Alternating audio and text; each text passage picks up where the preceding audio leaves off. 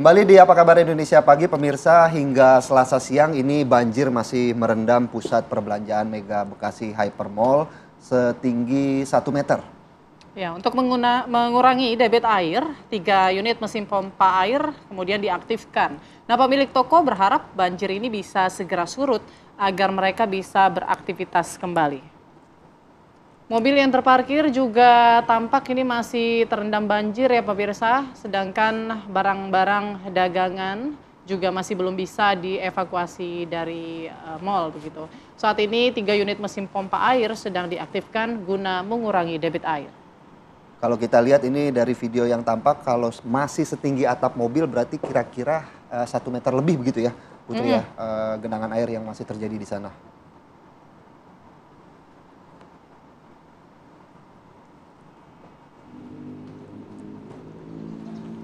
Baik, untuk membahas sebenarnya apa sih penyebab banjir ini ya, kalau dari BMKG kan memang ada kumpulan awan-awan hujan pekat, tapi kalau dari sistem tata kelola air begitu, tata ruangnya, apakah memang semakin sempit atau apa kemudian yang bisa dievaluasi dari banjir yang terjadi saat ini, khususnya di Bekasi yang paling parah terdampak banjir di Maret ini. Kita sudah bergabung pemirsa, hadir di studio ada Pak Firdaus Ali, pakar tata kelola air. Selamat pagi Pak Firdaus. Selamat pagi Philip. Sehat Pak?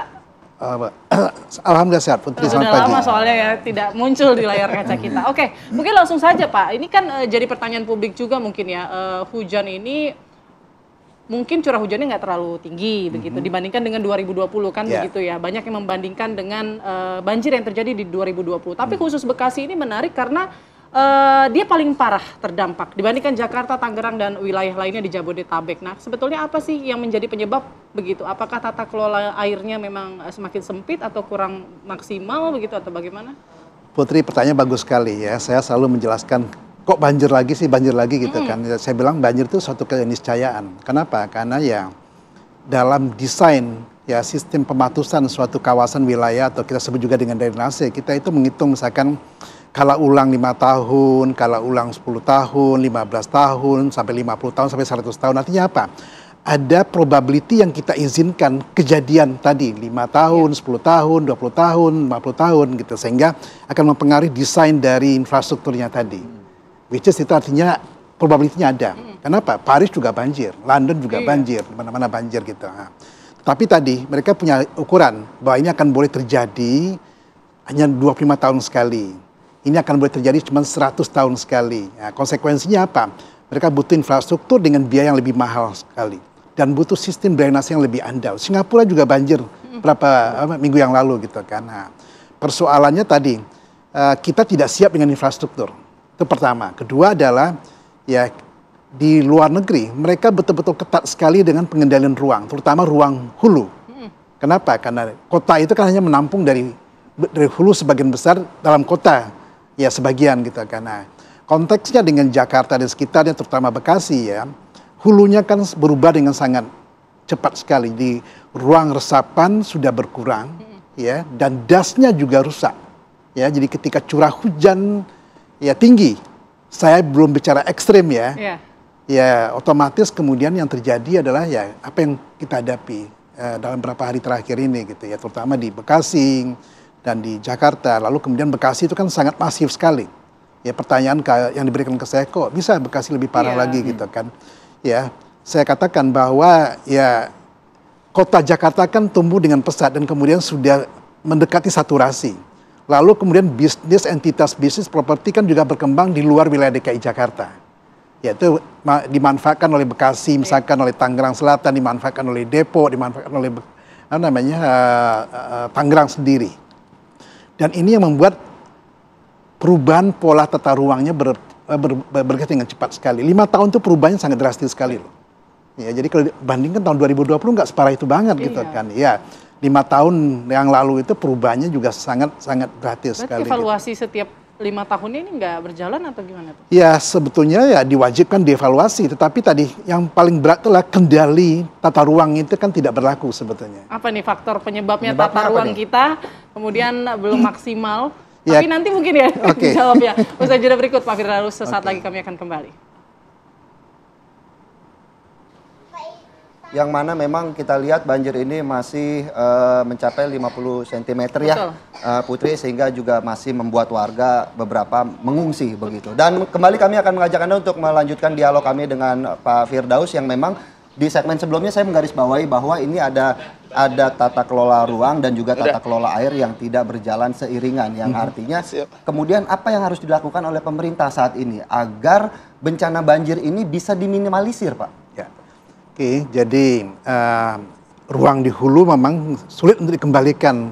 Hutan kita kembalikan, sulit sekali. Yang bisa kita lakukan terkait, karena gini, intinya gini, hujan yang turun selama ini ditahan oleh vegetasi, dilepaskan pelan-pelan sehingga tidak akan jadi banjir. Dan tidak akan jadi kemarau. Kenapa? Karena airnya dilepaskan sepanjang tahun. Nah, yang terjadi sebaliknya sekarang, vegetasi yang sudah hilang, berganti dengan hutan beton, begitu hujan turun, ya, yang diresapkan, yang ditahan, diretensi itu cuma 10%, 90% dilimpaskan. Otomatis saluran kita, sungai kita, badan air kita tidak lagi mampu menampung. Kenapa? Prinsip banjir itulah prinsip antrian.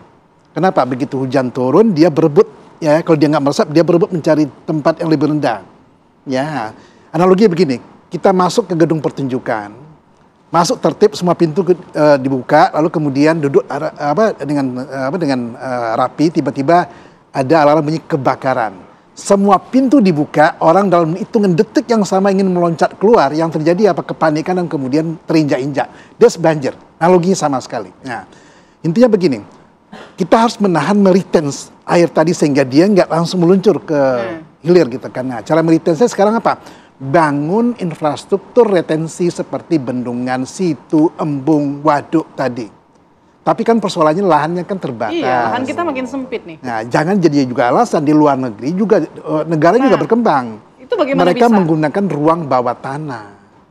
Menarik. Ya, di luar negeri kan juga, jangan dikatakan mereka juga tidak punya scarcity ruang, tapi mereka manfaatkan. Tapi bisa dengan kondisi perumahan, bangunan di mana-mana, pembangunan ruang bawah tanah ini bisa dilakukan. Oh bisa. Tokyo contohnya kan itu metropolitan Tokyo, di bawah itu ada reservoir yang raksasa masif sekali, yang bisa menampung hampir 11 juta meter kubik air di bawahnya itu.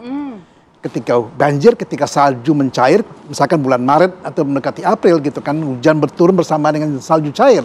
Itu kan sama dengan 3 kali lipat curah hujan dalam keadaan normal kan. Dimasukkan ke dalam reservoir tadi, nanti jadi air baku untuk air minum sepanjang tapi tahun. Tapi kendalanya biasanya anggaran nih. Anggaran, betul. Iya, memang tadi kembali lagi ke anggaran. Ya, selalu jadi anggaran. Tapi gini, anggaran banjir, katakan begini, ya katakan hanya 5 triliun setahun misalkan, nasionali misalkan ya, apalagi di daerah ya. Tapi kerugian banjir itu bisa 10 kali lipat bisa dari yang tadi itu. Jadi orang lupa. Ya, jadi ya dicicil sedikit, padahal kita berpacu dengan waktu. Kerugian banjir itu sangat berlipat-lipat dibandingkan dengan investasi yang kita tanamkan. Itu yang nggak disadari. Kenapa?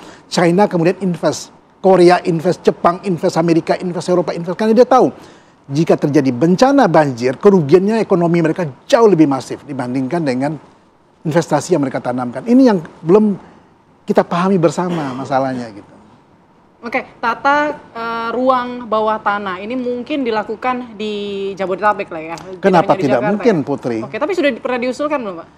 Ya pernah ya. Saya tahun 2007 pasca banjir 2007 bersamanya Pak Sutioso, kemudian diganti dengan Pak Foko, kita luncurkan karena kita tahu idealnya kita bikin kanal baru lagi di Jakarta. Betul. Di samping barat, ya kemudian BKT, kita butuh kanal lain. Kita kenapa tadi? Beban air limpasan ini kan nggak bisa ditampung oleh sungai yang ada, kanal yang ada. Idealnya tambah lagi, sehingga belum lagi pendangkalan sungai juga. Iya, apalagi itu, pendangkalan, sampah, okupasi, dan sebagainya gitu. Karena sehingga tadi saya usulkan, manfaatkan ruang bawah tanah, memang ya biayanya memang mahal.